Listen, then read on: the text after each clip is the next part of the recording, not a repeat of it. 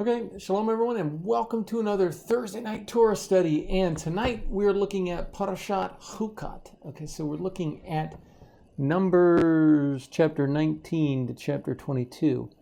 And in this week's Torah portion, Parashat Chukat, there is a lot that's going on. You know, the reading for this week opens with the command regarding the red heifer and purification from iniquity, according to Numbers chapter 19, verses 1 to 22. The death of Miriam in Numbers chapter 20, the waters of Meribah in 20 verses 8 to 22, the death of Aaron in chapter 20 verse 23 to 29.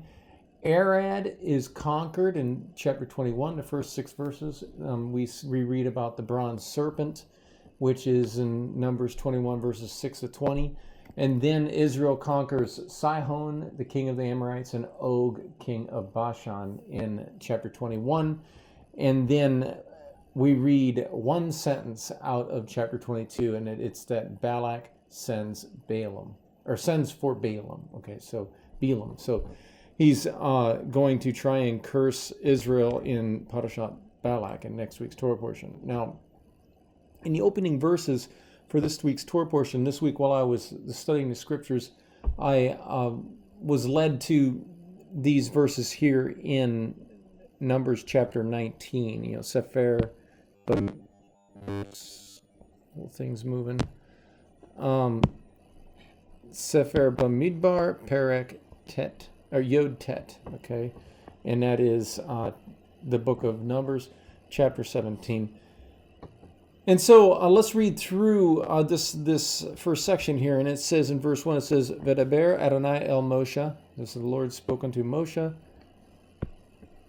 Ve'el Aharon lemor, and unto Aaron, and so the Lord spoke to Moshe and to Aaron, saying, Zot Chukot HaTorah Asher Tziva Adonai. Okay, and so this is the Chukot, the statute, the law of the Torah that God, her Hashem, commands. Lemor daber, to say, El bnei Yisrael, unto the children of Israel, Vayikhu elecha, so to take unto yourselves a para aduma. So this is a red bull that is tamim. It is perfect. Asher ein bam mum, or the asher ein ba mum, meaning that there is no blemish, no mum, right? No blemish. And then the final requirement for this para is asher lo ala aleha ol, so that there was no yoke that had been laid upon its neck. And so here we learn about the red heifer, okay, and to meet the requirements of the Torah, a red heifer needed to help accomplish this process of purification from physical impurity here on earth, and is what is needed prior to entering into the Holy Temple in Jerusalem.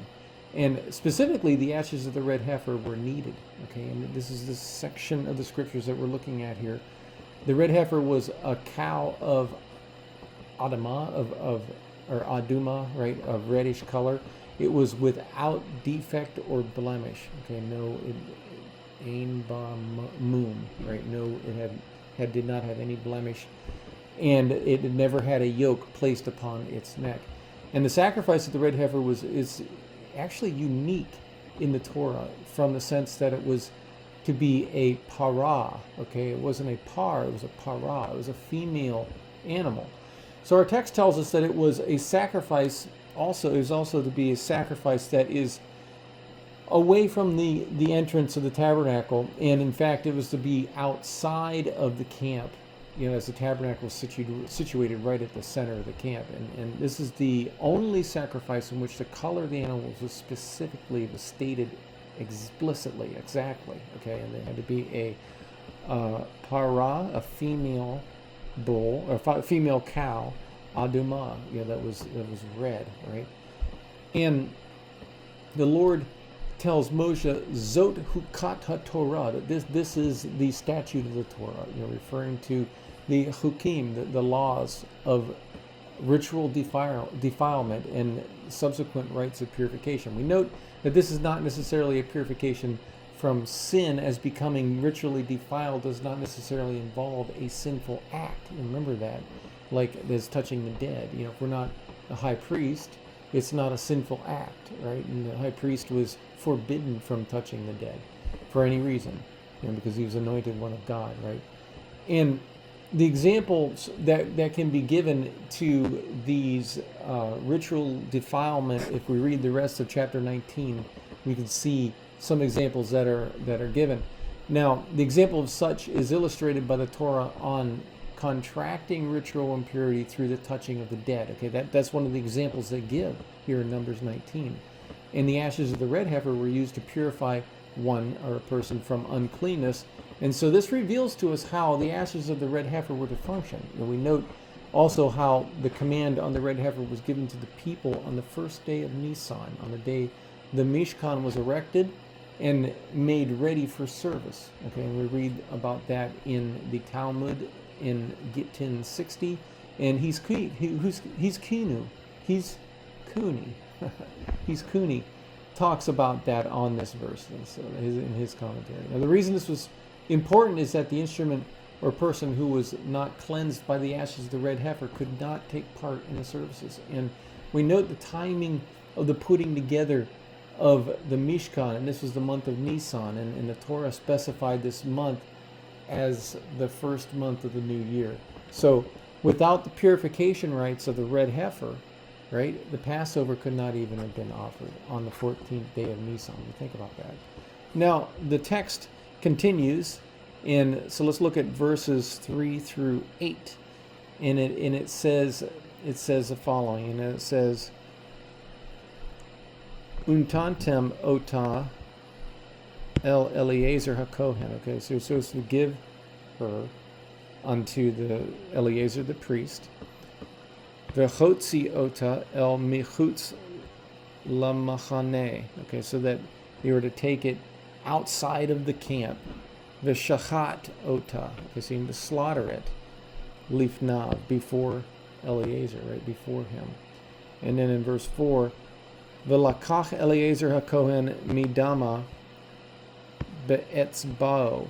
Okay, and that he is to take some of the blood, and then it says V'hiza al nochach pnei ohel moed mida'a sheva pa'amim. Okay, so that he is to take it with his finger and he's to sprinkle it 7 times before the ohel moed, the tent of meeting. Then it says the saraf et hapara. Okay, so they're to burn the cow.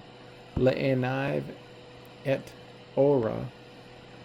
The et basara. The et dama all parsha yishoref. Okay, so that they are to burn the bull before his eyes, and that includes the skin, the basara, right? The skin and the waist and the entrails and everything. The entire bull, the entire red heifer is to be burned here in outside of the camp. And on the note that the burning appears to be similar to the Olah Korban, right, as a whole burnt offering. However, it's not placed upon the altar. And we're told here that this is outside of the camp, okay, and that there were not select pieces that were taken. The fat and stuff was taken from this cow and put it on the altar. No, it's a little different.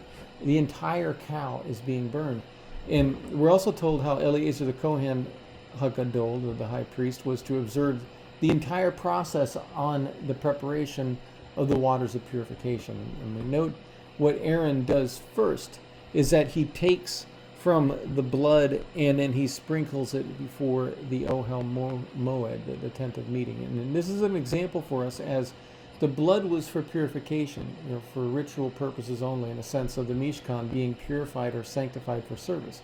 And it is questionable how could this be a sin offering when it is not burned upon the altar in the tabernacle. As the text states, it says, v'chotziota, you have to take it, el mechutz lemachane, you know, they have to take it outside of the camp, okay? And the entire cow then is burned, its hide, its flesh, and its refuse, and outside of the camp.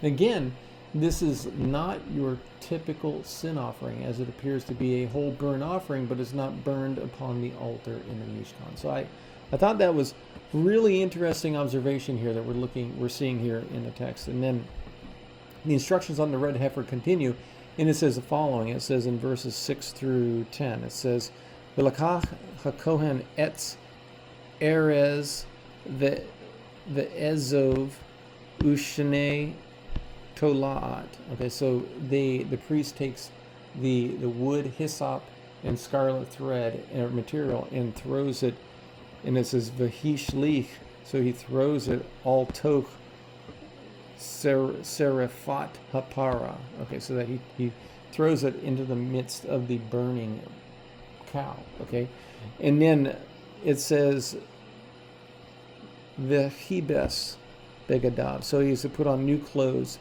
A kohen verachatz needs to wash the sorrow, his flesh, b'mayim, in water.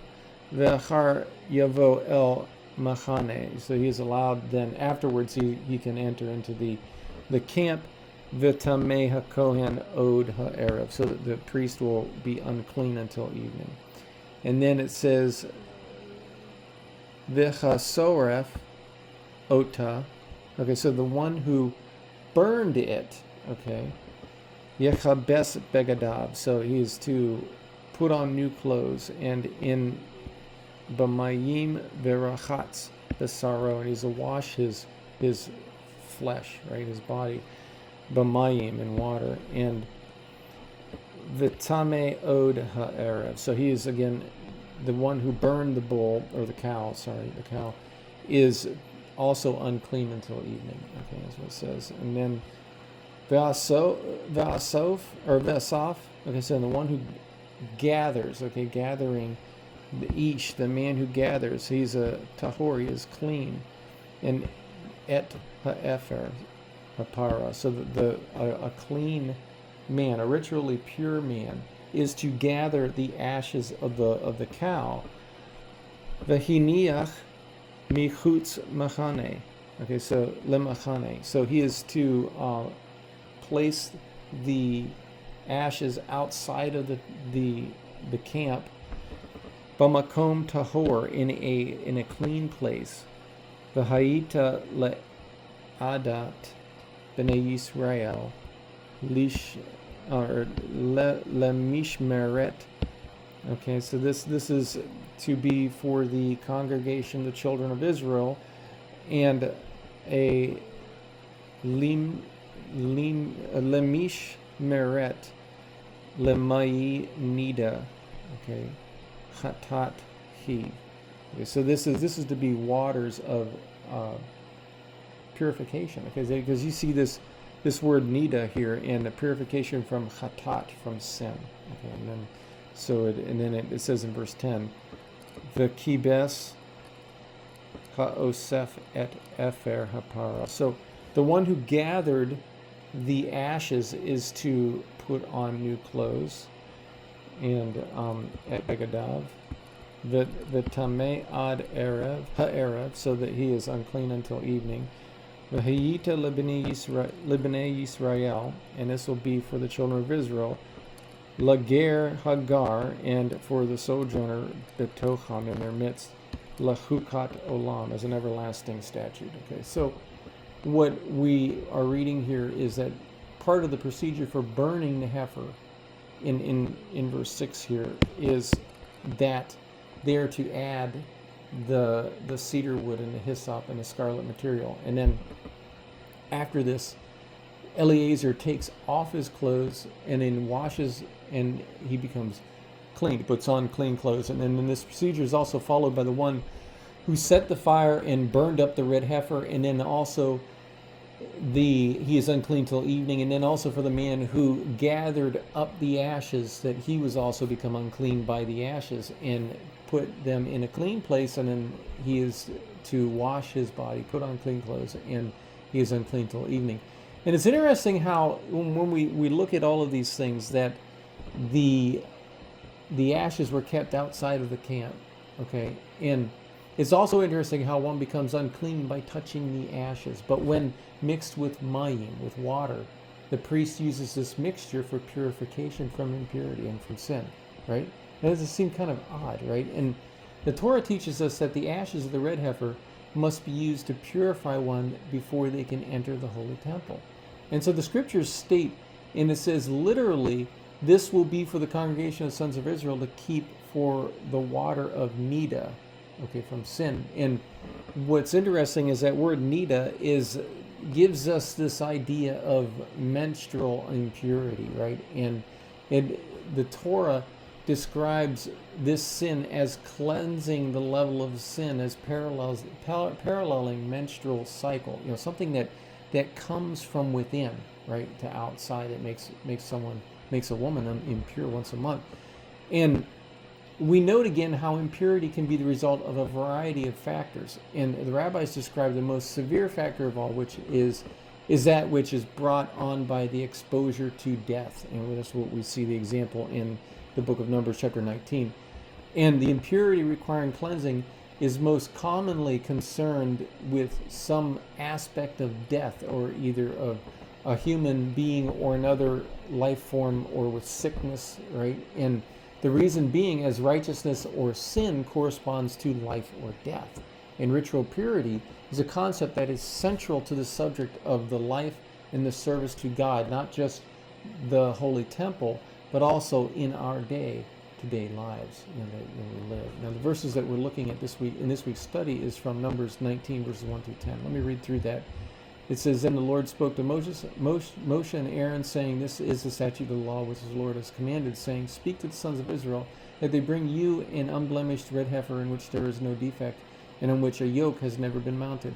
And you shall make it, or give it to Eleazar the priest, and it shall be brought outside the camp to be slaughtered in his presence. And Eleazar the priest shall take some of its blood with his finger, and sprinkle some of its blood toward the front of the tent of meeting 7 times.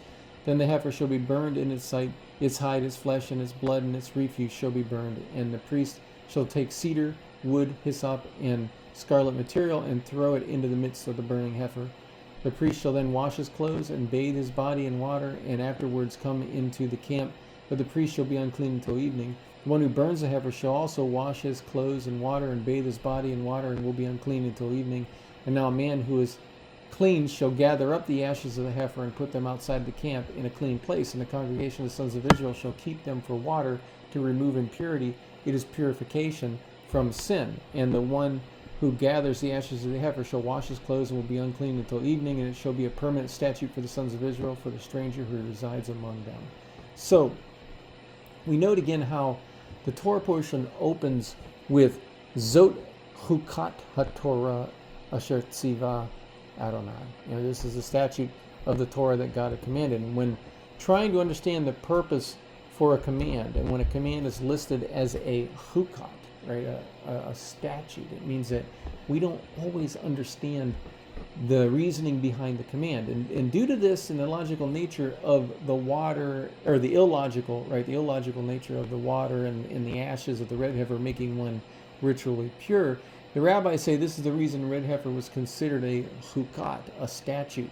And so the reason being, the evil one tries to dissuade men and women from keeping God's commands, which they do not fully understand. And then this is one of them, right? And for example, the nations ridicule Israel by reason of making fun of the commands, or disregarding the commands, or considering the commands of God of no consequence. And when I think about these things, I think that isn't it interesting how this very same thing goes on today, and not just amongst the nations, but even in the midst of the doctrines and theologies of the church today, right? And so the rabbis say that the nations may ridicule this particular command, wondering, what is it with this command on the red heifer, right?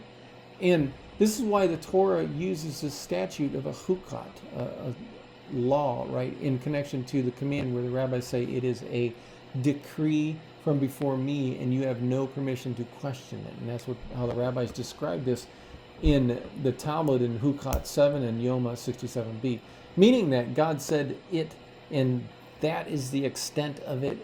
We are to do it, right? And the rabbis described the reason that the red heifer was slaughtered outside of the camp was to remove the spirit of impurity.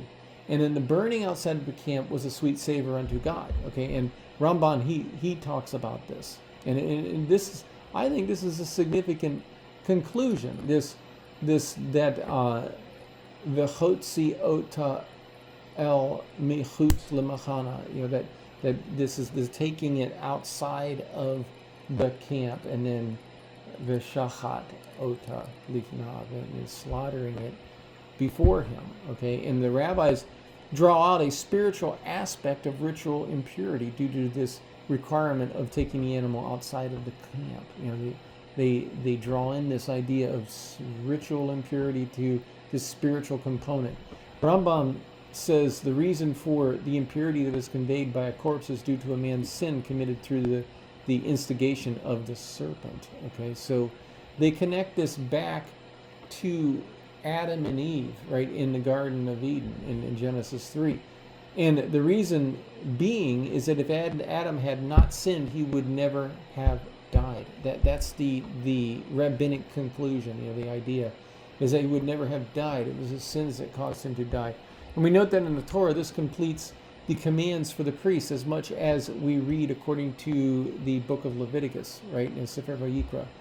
And these things, however, are written so that we understand the purification of Israel must be effected through the priest, and just as atonement for sins through the priest, bearing the sin of the one who brings the offering, right? That's why he eats a portion of it and then goes in and makes atonement on behalf of the one who brings the offering.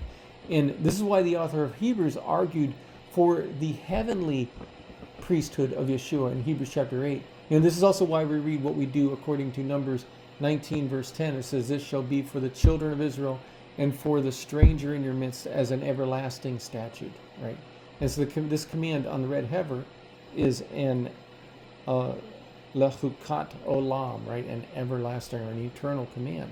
So the Torah, the instruction of ritual purity, specifically in light of becoming impure by touching a dead, reveals to us how those who serve in the Mishkan serve a living God and not a God of the dead. Okay, and this is why Yeshua used this as an arguing point with the Sadducees, saying that God is not God of the dead. Read Mark chapter 12, verse 27 and on. And take, for example, what we read according to the prophet Isaiah. So we look at, did I say Isaiah? Jeremiah. So we look at Jeremiah chapter 21, and it says, "Ki im ish ba'avono yamut." Okay, so that a man will die because of his sin. And then it says, "Kol ha'adam ha'ochel haboser." And then so that means that each man will eat sour grapes, okay? And then tikhena shinav, okay? So then his teeth will be set on edge. And the idea here is that I thought that in the sense that, that everyone will die for his own iniquity, and each man who eats the sour grapes, his teeth will be set on edge. And this parallels what we're reading here in the sense that sinning leads to death.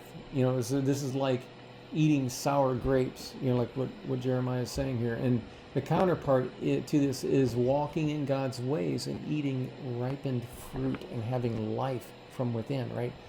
And this is why our God is a living God. And Jeremiah is describing God's ways as truth and life for his people. We also note how Jeremiah wrote in Jeremiah 31 verse 29. And I note that was Jeremiah 31 verse 29. Okay, and there's like a one verse discrepancy between the Hebrew Bible and the English Bible. So we look at, in your English Bible, Jeremiah 31 verse 30. In the Hebrew Bible, we look at verse 29.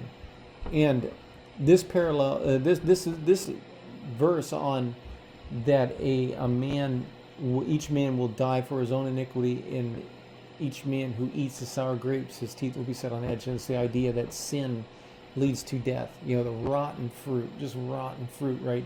And then life comes by eating what God has for us. And this verse comes right before the promise, this promise of a new covenant before God in Jeremiah chapter 31, verse 30 in the Hebrew Bible. It starts in verse 31 in the English Bible. So here in the Hebrew Bible, it says, it's in Sefer Jeremiah, Perek Lamed Aleph, so it's chapter 31, verse 30, and it says, Hine Yamim Baim Nehum Adonai, and it says, behold, the days are coming, declares the Lord, the Karati et Beit Yisrael, and I will cut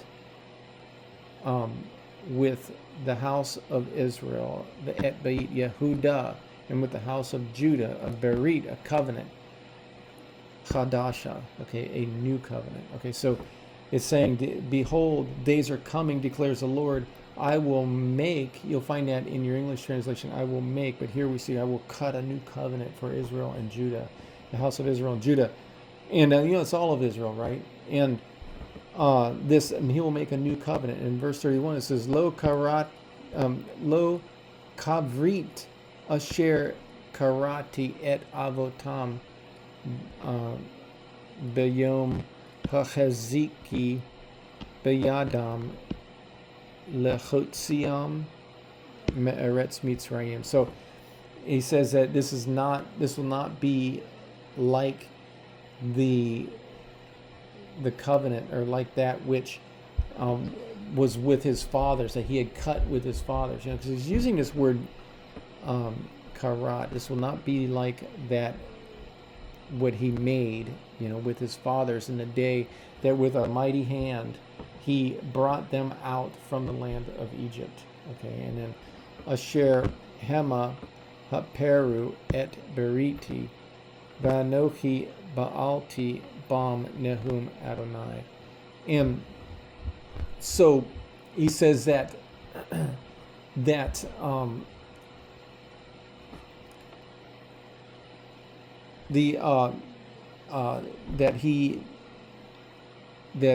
okay, so let me start over here. So it says it's just not like the covenant that which I made with their fathers in the day I took them by the hand to bring them out of the land of Egypt. My covenant which they broke, although although I was like a husband to them, declares the Lord. So it says, although Ve'anachi Ba'alti Bam, so he was like a husband unto them. And then it goes on in verse 32, Kizot Habrit Asher Ekrot et Beit Yisrael, and it says that this is the covenant that I will cut with the house of Israel. Acharei Hayamim, after many days, Hachem Nehum Adonai. And it says, Natati et Torati, so I will give my Torah, Bekirbam, okay, in their midst, Ve'al Libam, Ech Tavena, and upon their hearts I will write, V'hiyiti lahem lelohim, and I will be to them God, V'hema, V'yihu li le'am, and they will be to me a people. Okay, so that was a phrase. What we see here is a phrase that we see throughout the Torah. Let me see, where am I at here? Yeah, right here. This is a phrase that you see throughout the Torah. And that is just even in Genesis, when God's speaking to Abraham, and then even we see here in Jeremiah, this is what the Lord wants. He wants to enter into our lives. He wants to be Lord of our lives. He wants us to be a people unto Him, and Him be a God unto us, right? And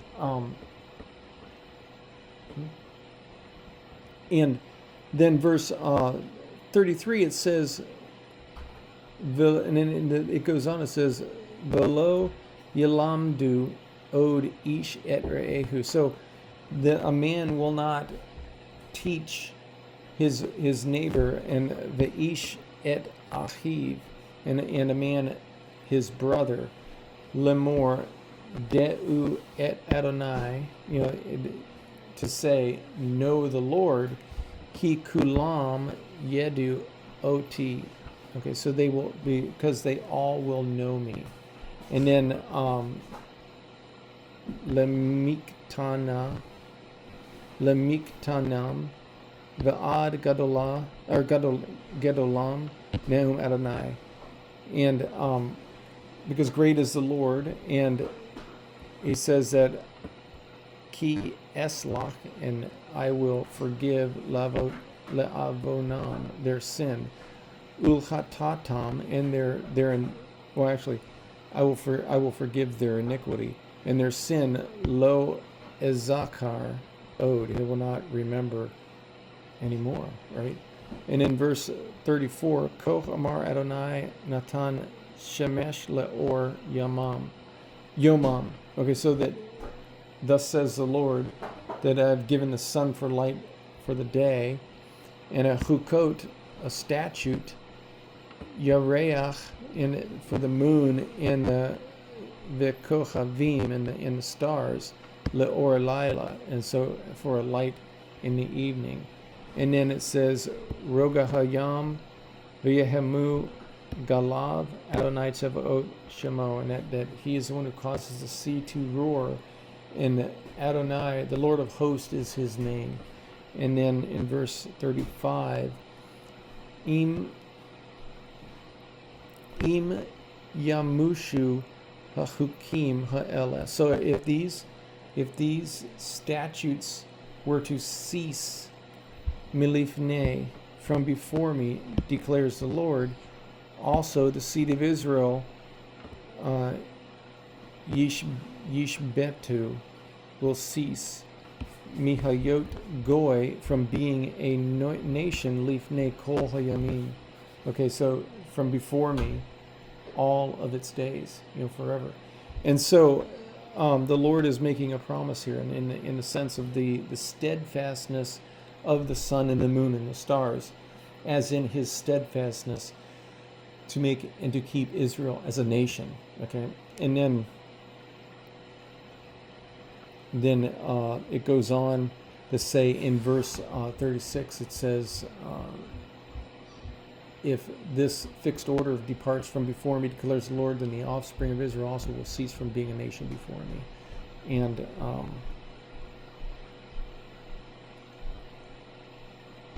I actually had that was where I was stopping at 35. This, I don't need verse 36 here, because that goes to 37. So we note how important a covenant is, that the Lord declares a new one that will be given. This is what we're reading in Jeremiah, as he says right here. He says, Hine yamim ba'im nehum Adonai. Behold, the day is coming, declares the Lord. V'karati et ba'it Yisrael ve'et ba'it Yehuda abarit chadasha. Okay, a new covenant. And so we know that how important a covenant is. The Lord is declaring a new one that will be given. One that will, which is the foundation, is founded upon the previous one. And we know it's founded upon the previous one because we see right here, I'll change the color. It says, where was that at? Right here, that natati et torati, that I will give my Torah, okay, my law, my commandments and my statutes, my Torah, and write them. He will give it to them in their midst. He will write them upon their hearts, and then he will be our God, and we will be his people. Okay, so the idea is that this is a new covenant that is founded upon the previous one, that covenant is in Moshe, and yet they're different from the sense that these two covenants, that he will write the commands of the Torah upon our hearts. And we notice how a new covenant does not do away with the Mosaic covenant, and that's right here in this concept of natati et torati, that I am giving my Torah to you in your midst, and write them upon your heart, right?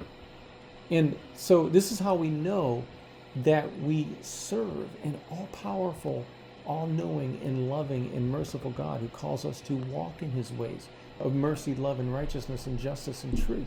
And we notice why Jeremiah in 31:35 states what it does, drawing a parallel to the sun and the moon and the stars and the day and the night. And light is representative of God's righteousness, just as we see according to the creation account, but also in the walking in life and truth. Just as Jeremiah says that God does not give his people sour grapes or death, right? He gives us life. He gives us righteousness. He gives us his commands, right? He gives us holiness according to his word.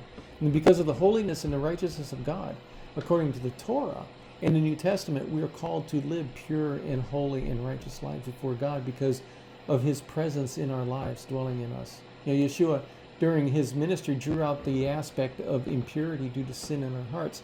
While reading this week's Torah portion, we are reminded about the impurity in the preparation of the waters of purification in the red heifer. And again, how the property of death, ashes mixed with water, can make one clean.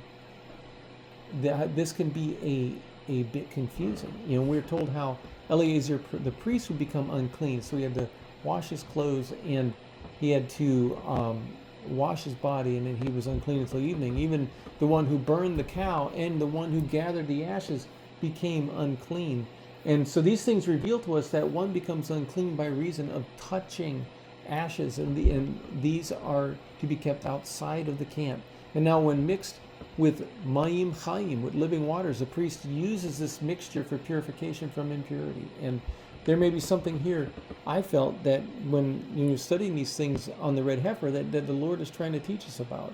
And sin leads to death, and requires a miracle of redemption.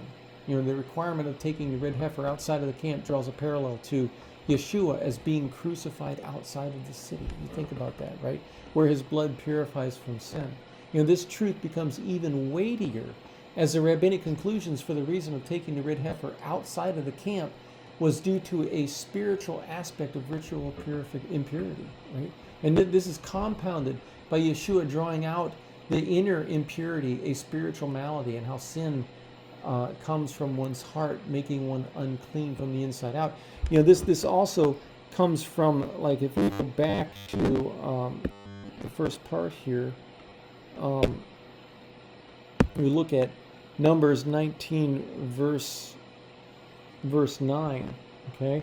And where it says that these are Lamai Nida Hatat Heave, okay? So these are the waters of Nida, okay? So you're connecting this thing, this impurity that comes from within that makes someone unclean, right? And this is the very aspect that Yeshua is drawing out, the deeper meaning of the text, in the sense that sin that is in the heart makes us impure and unclean before God. And it is the blood of Yeshua that purifies, that makes us clean again. And we have faith in believing that he did this for us.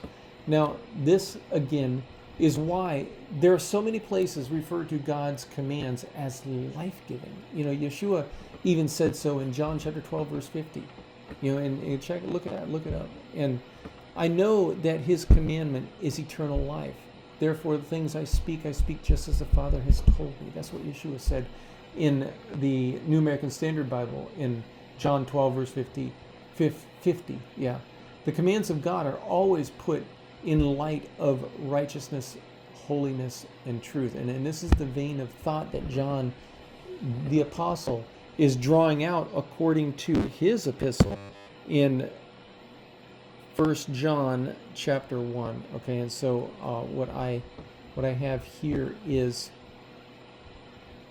1 John chapter 1. It's Igret Yochanan Harishona. Okay, so the 1 John Perek Aleph. Okay, so the chapter 1, and then verse 5 through 7. Looks like 7 here. Okay, so it says V'zeh devar habasara asher shamanu mimenu. Okay, so this is the word of the gospel, right? That you've heard from us. Ve'anachnu mashmiim lachem, and we have preached, we have, we have announced to you, Sheha Elohim, that God is Or, that He is light. Okay? V'chol choshech ein bo. So all darkness is not in Him. Okay? And then it says in verse 6, Im nomar, let's say, if you say, Shehit chabrut, that we have fellowship, that lanu, okay, if we have fellowship with you, and then ito, and yet he venit halech, walks bechoshech, walks in darkness. It says dovrei sheker, that you speak a lie, right? And anachnu, and we ve'enu, or we speak a lie. Okay, we speak a lie. Dovrei sheker anachnu ve'enenu mekayimim al ha'emet. So, and it says the truth is not established. Okay, basically, what does it say in the let's see, it says we lie and do not practice the truth. Okay, and then that mekayimim, and it seems like this from the word for calm, to raise up, or to establish. Paul uses this in in Romans, trying to remember the verse 31, chapter 231 or 331, it might have been 331, but it means to establish something, and then it's establishing truth. So there is no establishment of truth, meaning that, it's like it says here in English translation, that they don't practice the truth. And then it says aval im nit halech. So, but if you walk be'or, in the light, kemo shehu be'or, that like he is in the or, ki az hit habrunu hit habarnu. Okay, so then you have fellowship, zeim ze, one with another, and then it says Vedam Yeshua HaMashiach Banu Metaher. And so the blood of Yeshua the Messiah makes us clean. Otanu mikol het, from all sin. So light here again, we see is parallel to righteousness, right? And John writes that if we are not walking in the light, if we're not walking in righteousness, if we're not obeying God's commands, that we have no fellowship with God, and we have no fellowship with one another either. And it's interesting how John says in verse 7 that if we walk in the light as He Himself is in the light, we have fellowship with one another, and the blood of Yeshua cleanses us from all sin. So the cleansing power of the blood of Yeshua is dependent upon walking in the light. Isn't that interesting? And it seems to be the context of what we're reading here. And this means living our lives in obedience to God's commands, right? And that's what John is teaching here in 1 John chapter 1. And note something also, what Yeshua did to the disciples in the final days of the book of Luke. In Luke 24, verse 45, it says that then He opened their minds to understand the Scriptures. Understanding these things has the requirement of God performing a miracle in our minds, so that we can understand that the things that Yeshua did according to the Torah, like what we see here in the offering of the red heifer. Yeshua laid His life down for our purification outside of the city, outside Michutz Lemachana, right, outside of the camp, right? And Yeshua laid His life down outside of the city. And then this parallels the red heifer and illustrates why we have faith in Him for salvation, for the salvation of our souls. Just as the Torah describes, without purification, it is impossible for one to go before God in the heavenly Mishkan. And without Yeshua, it's impossible to go before God in the heavenly tabernacle. And this is the essential reality and a necessity of having faith in Yeshua in the life of God's people. And for all people, for that matter. We all have to believe in Yeshua as the Messiah of God, and this is how the Torah tends to draw these things out. And so that's what I had for the study for today, and I hope it was interesting for everyone. And if you want to talk about it, you can send me an email. You can find my email at the mountside.com website. Okay, thanks for listening. Bye.